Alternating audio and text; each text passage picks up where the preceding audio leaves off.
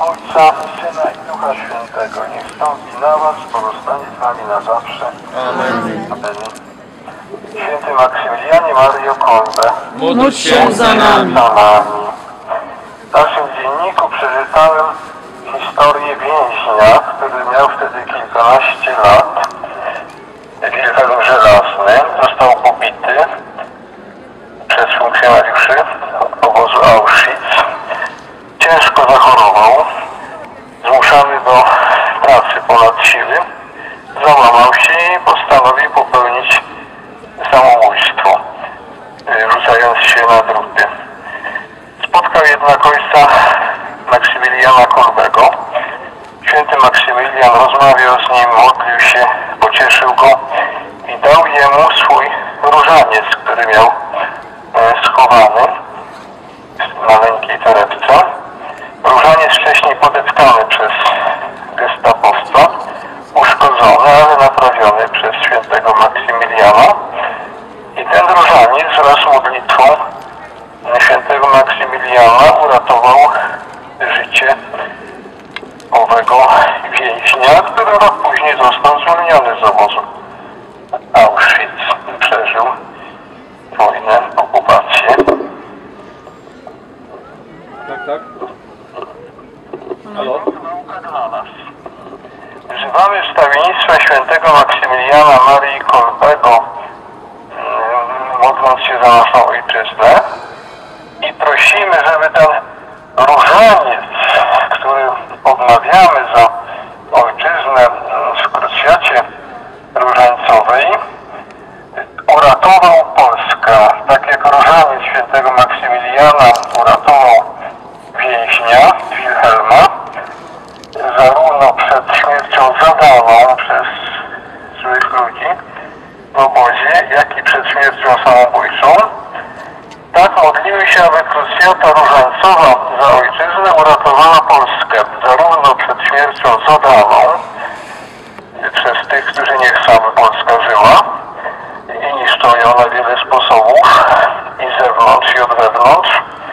Doświadczamy agresji zewnętrznej i wewnętrznej zdrady i aby uratował Polska Polaków przed pewnymi skłonnościami samobójczymi, które w Polsce zauważamy, gdy Polacy się poddają, gdy wpadają w zniechęcenie, w ataki, rozpacz, wręcz fizyczne samobójstwo przecież się dokonują w Polsce, ale jest też to duchowe poddanie się aż do samobójstwa, przed czym Bóg chce nas uratować. I modlimy się o cud różańcowy, o to, żeby za sprawą krucjaty różańcowej za ojczyznę dokonała się przemiana ducha naszego narodu i ocalenie Polski w wymiarze narodowym, państwowym, w wymiarze tej kultury, która w Polsce trwa od wielu wieków, wielu pokoleń i polskiej wiary. Dostałem telefon, wiadomość z Jasnej Góry, gdzie uczestnicy krucjaty różańcowej za ojczyznę rozdają plakaty i deklaracje udziału w krucjacie. Zgłosili swój udział w krucjacie różańcowej dwaj biskupi, biskup Depos z diecezji zamojsko-lubaczowskiej i arcybiskup Andrzej Dzięga z diecezji szczecińsko-kamieńskiej. Obecność tych młodych ludzi na Jasnej Górze, uczestników krucjaty trwa, będzie również jutro.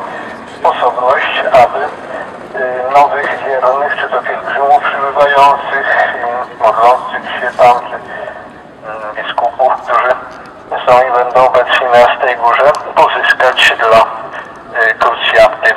I proszę o modlitwę i za Polskę, i szczególnie za krucjaty i cud różańcowy, oby się w Polsce jak najrychlej dokonał. Nasza modlitwa przy krzyżu na krakowskim przedmieściu przyczynia się do dobra wspólnego w naszej ojczyźnie, do zwycięstwa Polski jako rzeczywistego Królestwa Chrystusa i Matki Najświętszej. Dziękuję wszystkim modlącym się.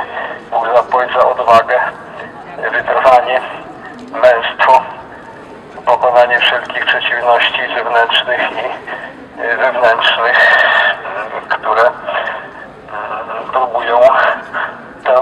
łatwo jakoś